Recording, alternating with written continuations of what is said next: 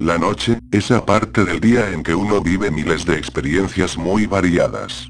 Desde salidas con amigos en lo que llamamos el amanecer de la juventud, o simplemente esas veces en que uno está cómodo en casa recordando esas historias que nos hacían reír, imaginar, llorar y sentir miedo. Es ese miedo, el que nos hizo vivir noches enteras observando el techo de nuestra habitación en plena oscuridad, que hacía que las partes más tenebrosas de esas viejas historias retumbaran en nuestra cabeza poco a poco. Pasaban días, pero aún en el fondo sabías, que esas pesadillas volvían al anochecer, que por más disparatadas que podrían parecer, en ese entonces eran reales. Yo fui un niño para nada normal, solía divertirme como todos los demás, con nuestros típicos juguetes, esos grandes videojuegos de antaño o solo imaginando que era algún superhéroe peleando contra algún villano. Pero en mí siempre hubo dos grandes fascinaciones que desde muy pequeño fui cultivando progresivamente. Esas eran los dramas de policías, agentes del FBI, me fascinaban siempre, soñé con ser un agente del FBI llegando de puerta en puerta e investigando algún asesinato o violación. El pan de cada día llegaría a mi mesa sin remordimiento o inmutación alguna aún a pesar de ver todas esas cosas típicas que ve un agente. Era un sueño estúpido pero lindo a su manera infantil, con mi mentalidad infantil.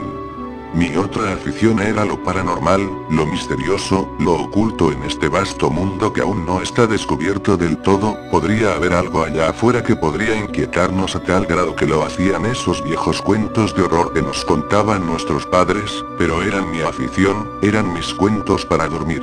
A los demás niños esta afición mía les parecía inquietante, pues ellos morían horrorizados cuando nos juntábamos a contar relatos esas noches de octubre y yo fascinado imaginaba qué haría en el lugar del protagonista de tal historia. Al menos mi primer gran afición se volvió también en mi primer sueño hecho realidad. En año 2007 me convertí oficialmente en un miembro más de la ALF y me llevaba muy bien con los demás de aquí, especialmente con esa persona que compartía mis mismas aficiones. Él era el encargado de los famosos pero impopulares expedientes X, famosos dentro solo del departamento, claro, pues como su nombre lo indica, eran tratados con absoluto secretismo. Podría sonar parecido a aquel programa de los 90, pero nada más lejos de la realidad. No tenían nada que ver con lo paranormal, no del todo, claro, solo eran casos no resueltos en los que el gobierno estaba muy implicado, no explícitamente, pero ahí estaban las señales, o eran casos relacionados con el tema paranormal pero solo en planteamiento. Por ejemplo, un asesino en serie que seguía un patrón extraño relacionado con alguna vieja historia, o que era obligado a hacer lo que hacía por Satanás o voces demoníacas. Una de esas veces recuerdo haber visto en televisión que en Argentina atraparon a un asesino en serie que solía desfigurar los rostros de las víctimas horriblemente. Al final, cuando fue atrapado, él solo dijo Falgo, Falgo, su llegada está próxima. Eso fue todo lo que dijo antes de suicidarse en su celda 3 días después.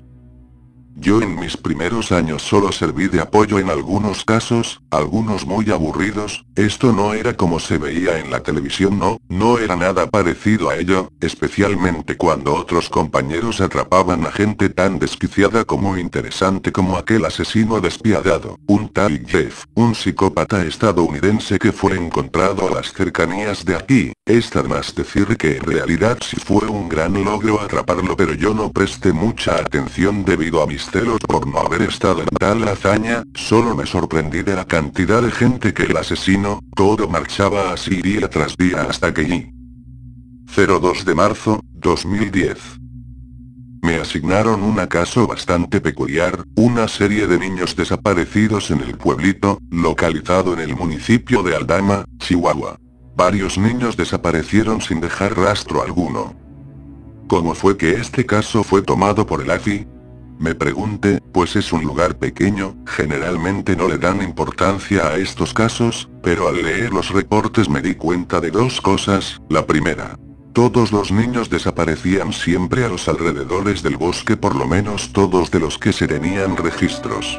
La segunda, este podría ser el caso que me catapultara a la fama, pues a pesar de llevarme bien con todos en la agencia, era un poco anónimo en cuanto se trataba de casos resueltos. Este podría ser mi primer gran caso o mi primer gran fracaso.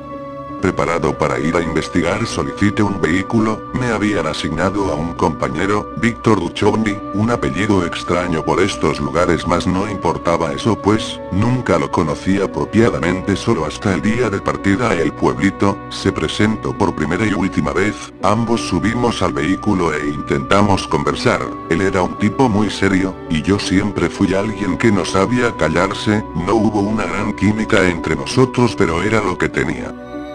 Al llegar a el pueblito, nos encontramos con la madre del primer desaparecido según los registros, Ana Ramírez. Ella nos contó entre sollozos, que su hijo había estado actuando extraño últimamente, hacía dibujos raros y escribía habitación de su hijo. En mi mente pensé, que no quería hacerle pasar más dolor observando esa habitación que es probable que ya no vuelva a estar habitada, pero las apariencias son las apariencias y debía permanecer frío y sereno, mi compañero era bueno en ello. Ana entonces nos dijo que el día que desapareció su hijo, solo dijo madre, iré a jugar a el bosque con Israel, y ya no volvió más. ¿Quién es Israel y de dónde lo conoció su hijo? Pregunté, y ella solo contestó estaba hablando con mi hermana por teléfono, yo le di permiso porque dijo que volvería rápido, pero al colgar tardé varios segundos en darme cuenta que Israel, era su amigo fallecido hace 3 meses.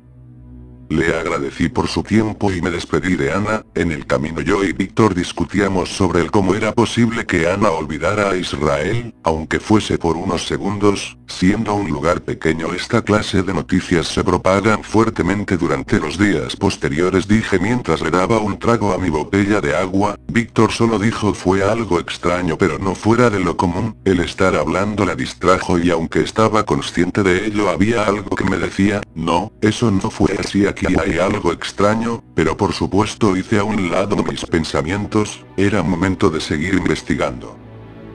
04 de marzo, 2010. Después de una serie de entrevistas a los padres de los niños desaparecidos, encontramos un patrón en la actitud de cada infante durante los últimos momentos en los que ellos fueron vistos, todos iban a jugar al bosque con Israel, al ser un lugar pequeño pensé, todos los niños deben de conocerse, pero en ese momento mis pensamientos del día anterior volvieron a mi mente, ¿cómo es que nadie se dio cuenta?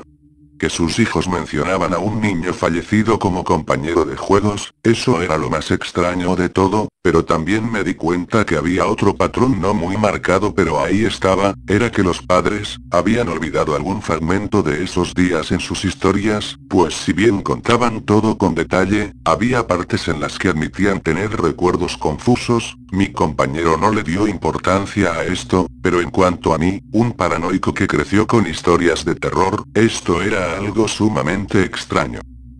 Pero al final, eran solo mis pensamientos, de igual manera todas las pistas indicaban un mismo camino, el bosque, ese bosque.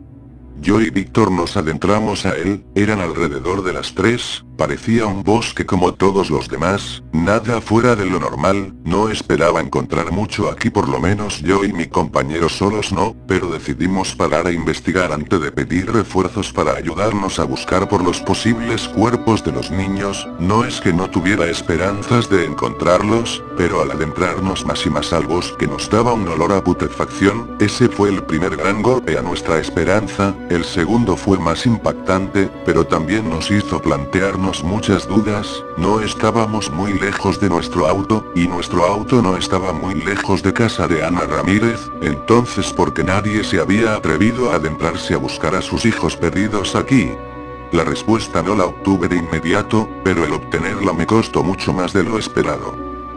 Víctor, que estaba justo detrás de mí, perdió su fría expresión para mostrarme por primera vez preocupación e impacto. No había pasado mucho de conocernos, pero no era difícil darse cuenta que él era un tipo muy preparado, pero lo que vimos lo dejó con esa mirada temerosa y a quien no. Yo simplemente no pude pronunciar palabra alguna ante tal espantosa imagen.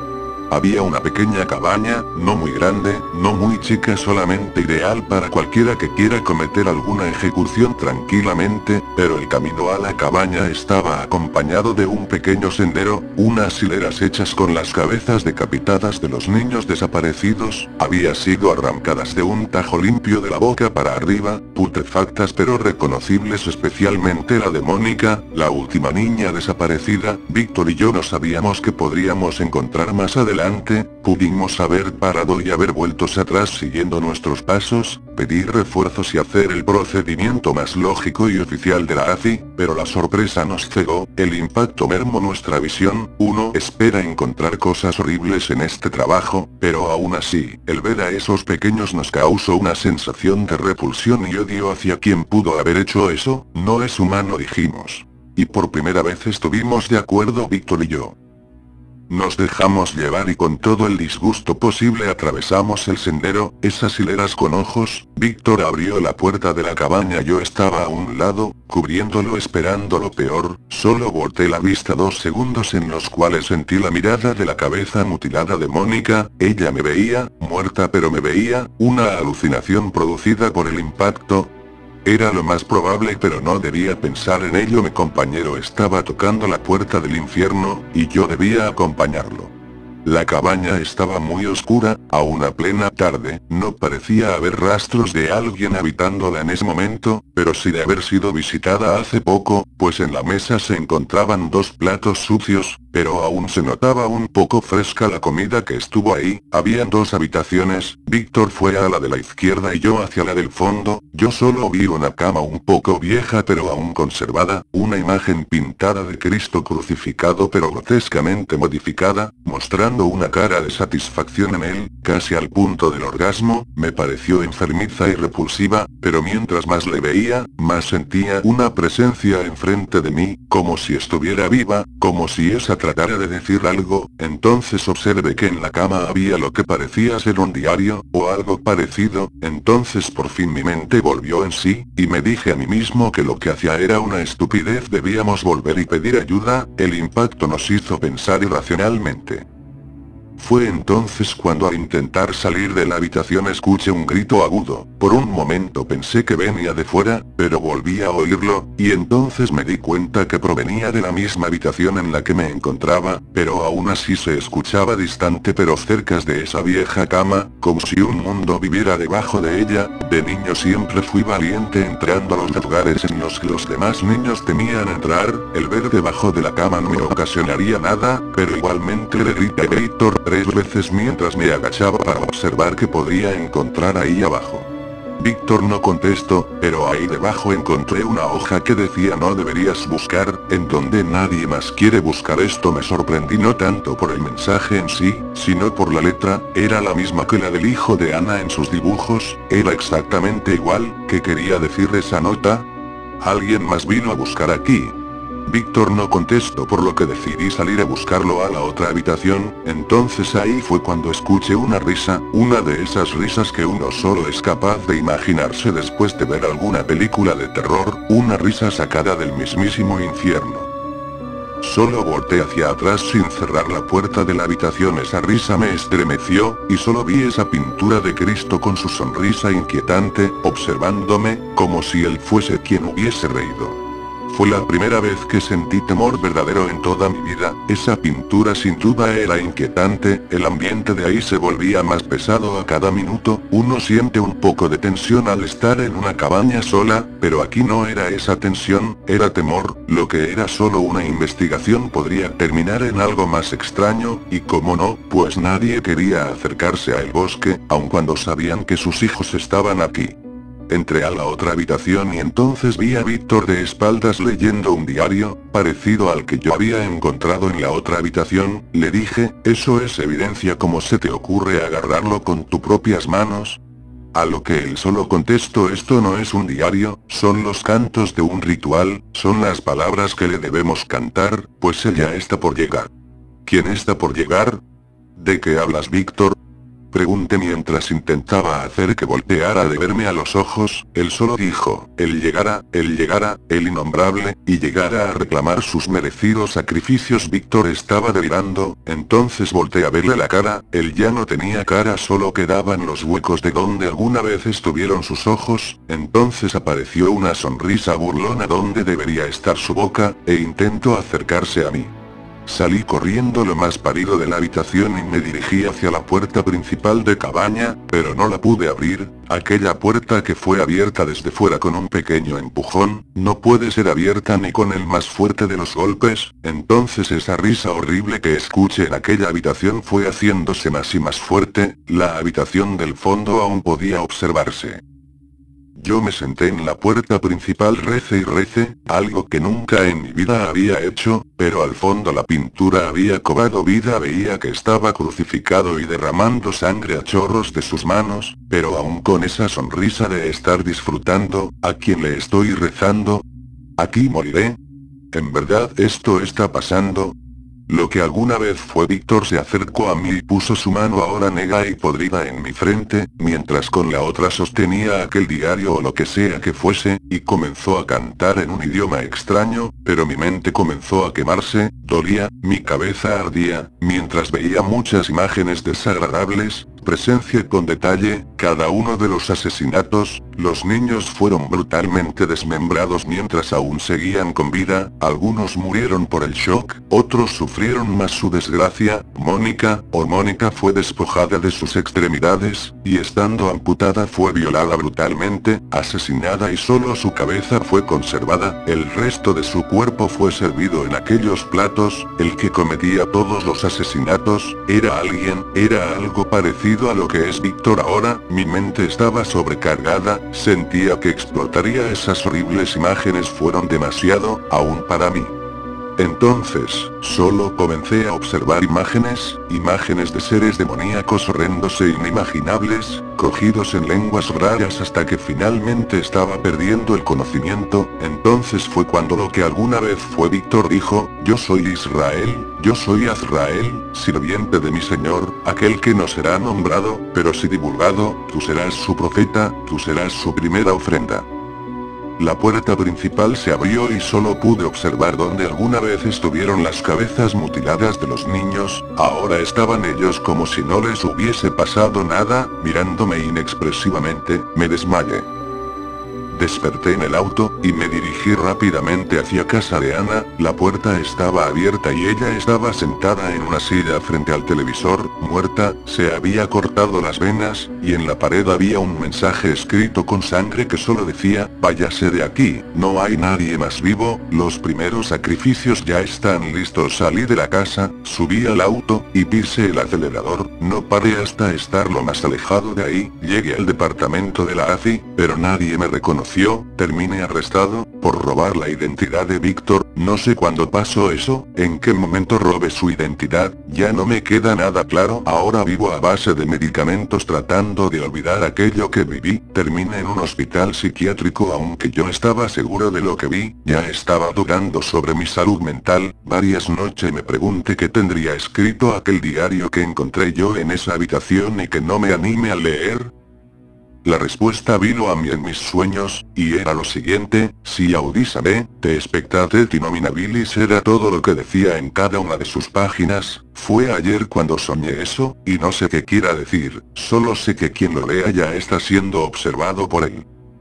Declaraciones de un esquizofrénico, encontrado muerto hace 3 días. En la escena del crimen solo se encontró una nota escrita en una letra algo infantil que decía: si tú ya sabes de mí, ahora el innombrable ya está atrás de ti.